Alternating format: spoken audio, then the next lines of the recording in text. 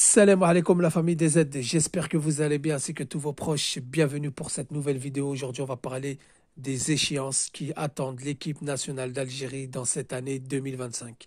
Comme on le sait, l'année 2024 a été bouclée, on est passé à 2025 et il y a des échéances très importantes qui attendent l'équipe nationale, des compétitions très importantes qui attendent l'Algérie et donc on va voir ça ensemble. Donc pour rappel les amis, l'Algérie s'est qualifiée haut la main pour la Coupe d'Afrique des Nations 2025 qui, je le rappelle, aura lieu du 21 décembre 2025 jusqu'au 18 janvier 2026, donc à cheval sur deux dates.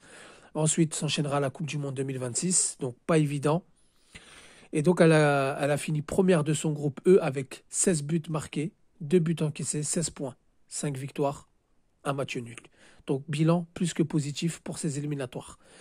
On reviendra sur le bilan de l'année 2024 en direct, en live, avec vous pour avoir vos avis, que ce soit dans le room ou dans les commentaires. Je préfère que le faire en vidéo puisqu'on a déjà fait des bilans des stages, on a déjà fait les bilans de Petkovic, etc.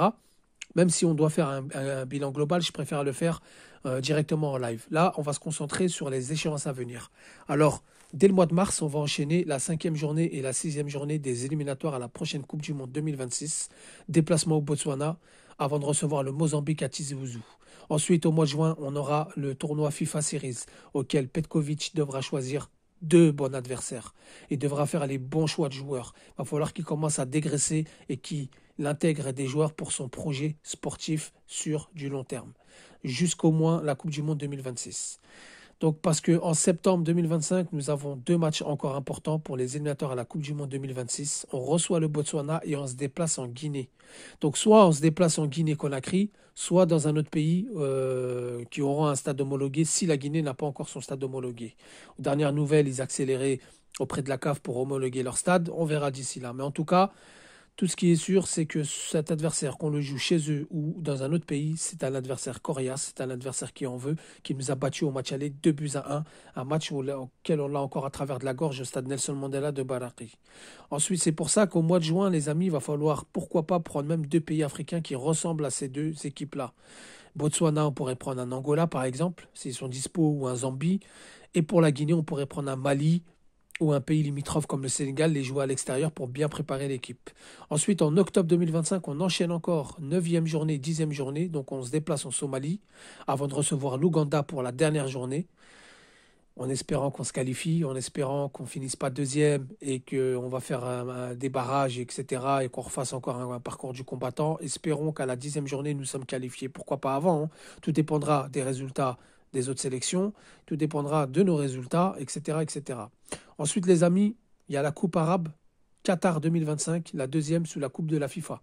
L'Algérie est tenant du titre. Même si ce n'est pas l'équipe nationale A qui est directement concernée, ça reste quand même une compétition auquel il va falloir prendre au sérieux. C'est quand même une compétition qui peut vous faire rentrer de l'argent dans les caisses de la FAF. Donc il va falloir la jouer à fond et défendre son titre. Peut-être qu'il y aura des joueurs comme Oussem Aouar, comme Riyad Mahrez, qui pourront prendre part à cette compétition, vu que les joueurs locaux qui jouent dans leurs championnats respectifs, Algérie, Maroc, Tunisie, etc., et les joueurs qui jouent dans les pays du Golfe pourront prendre part à cette compétition. Et ensuite, on enchaînera avec la Coupe d'Afrique des Nations 2025, comme je vous ai dit, qui sera à cheval sur deux dates. Donc fin décembre 2025, début janvier 2026. Et ensuite, il y aura la Coupe du Monde. Donc c'est pour ça, les amis, il va falloir gérer tout ça.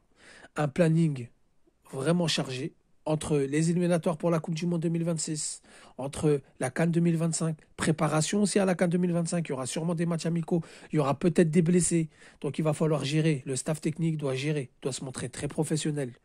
Le coach national, le principal concerné, doit faire les bons choix, que ce soit les matchs amicaux de juin qui seront très importants, parce que je trouve que jusqu'à maintenant, on ne s'est pas servi des matchs comme les deux dernières journées des qualifications à la CAN, on était déjà qualifiés, on ne s'est pas bien servi de ces deux dates FIFA.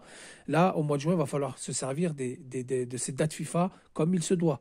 Puisqu'après, on enchaîne, comme je vous ai dit, en septembre 2025, Botswana et Guinée à l'extérieur. Il faut qu'ils fassent les bons choix au niveau des choix des sélections à affronter. Il faut qu'ils fassent les bons choix de joueurs. Donc on a un calendrier très chargé auquel il va falloir maîtriser. Si on ne maîtrise pas, si on ne prend pas tout au sérieux et à la lettre, on risque de flancher et de connaître des nouvelles désillusions.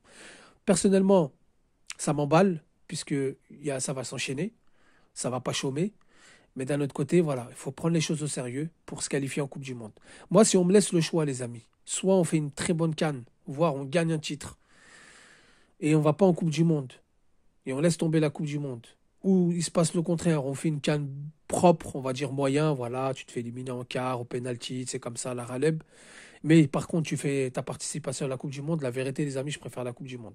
Même si on ne peut pas passer à côté d'un titre. Il y en a beaucoup, ils vont dire, Renard, ne te mens pas à toi-même. Un titre, c'est toujours mieux qu'une Coupe du Monde. Oui, un titre, c'est toujours mieux qu'une participation en Coupe du Monde. Mais il faut qu'on participe à ce mondial. Canada, Mexique, États-Unis, ça fait rêver, les amis. On a raté 2018, on a raté 2022. On ne peut pas se permettre de rater 2026. Pour rappel, nous sommes premiers avec 12 points à égalité avec le Mozambique. Nous sommes devant au goal à virage. Si on négocie bien nos matchs, avant la dernière journée, on peut se qualifier. Donc voilà les amis, le planning. On se retrouvera en live pour faire un bilan sur l'année 2024, pour parler de nos internationaux, etc. Merci d'avoir écouté la vidéo. Dites-moi en commentaire ce que vous en pensez. Donnez-moi vos ressentis. Je vous remercie d'avoir écouté la vidéo. Sur ce, je vous dis salam alaikum, que la paix soit sur vous.